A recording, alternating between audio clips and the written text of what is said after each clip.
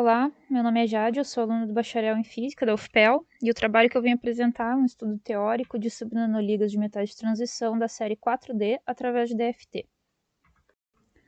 Um nanocluster é um aglomerado de átomos ou moléculas cujas distâncias de ligação são subnanométricas, ou seja, menores que 1 nanômetro. Essa proximidade faz com que eles apresentem propriedades físico-químicas diferentes, tanto da que apresentaria um constituinte isolado, quanto do sistema cristalino. Cada átomo contribui significativamente para o comportamento do composto, de modo que ele se torna sensível ao ordenamento, quantidade de átomos e dos átomos em questão. As ligas metálicas vêm sendo utilizadas há séculos com o objetivo de manipular as principais características dos metais.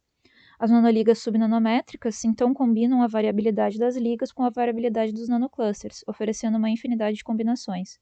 Surgem aqui alguns novos isômeros estruturais, que são os homotopes e os composômeros. Os metais de transição vêm ganhando destaque, pois suas propriedades são muito influenciadas pela camada D aberta, que oferece efeitos colaborativos entre os átomos. Experimentalmente, só é possível medir algumas propriedades indiretas, de modo que é necessário fazer uma abordagem teórica. Dentre os diversos modelos teóricos, destaca-se a DFT, ou Teoria do Funcional da Densidade. A DFT é uma ferramenta computacional que toma como variável-chave a densidade eletrônica do sistema. O trabalho foi iniciado com uma revisão da literatura, onde se destaca um artigo publicado pelo grupo em 2017 que investigou as propriedades dos 30 metais de transição, com de 2 a 15 constituintes. Nós partimos das estruturas mais estáveis para o cobre e para metais de transição da série 4D, e criamos nanoclusters de 2, 4 e 6 constituintes de cobre e MT, e nanoligas com este número, com 50% de cobre e 50% de metal de transição. Através do software Avogadro, construímos as subnanoligas e as pré-otimizamos com potenciais clássicos, excluindo assim os primeiros homotopes.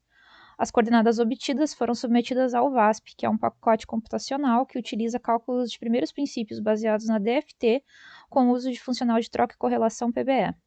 Com o VASP, obtivemos as seguintes propriedades: distância média de ligação, energia total dos compostos, número de coordenação efetivo e momento magnético.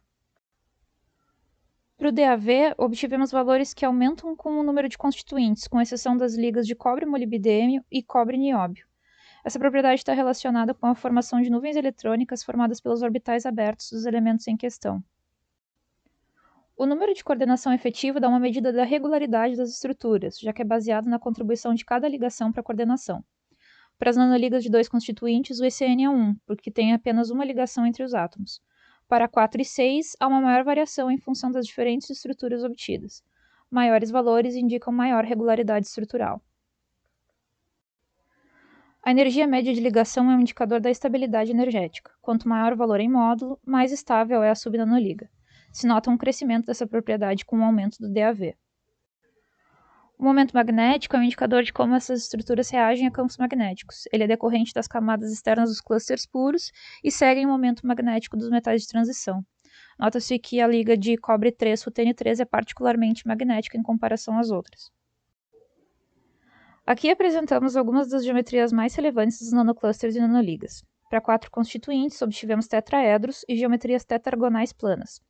Para 6 constituintes, obtivemos principalmente antiprismas tetragonais e triângulos planares, ainda que para ambos os casos não fossem essas as estruturas mais estáveis de alguns dos clusters puros. De fato, são diversos os fatores que podem influenciar a estabilidade da nanoliga. O DAV segue o esperado para o crescimento da série. O ECN teve grande variação em função da irregularidade das estruturas mais estáveis. As ligas mais estáveis energeticamente são cobre-nióbio, cobre-zircônio, cobre-tecnécio e cobre-rutênio. E a respeito do momento magnético, observamos que, no geral, as ligas não são muito magnéticas, com exceção da liga cobre-ródio.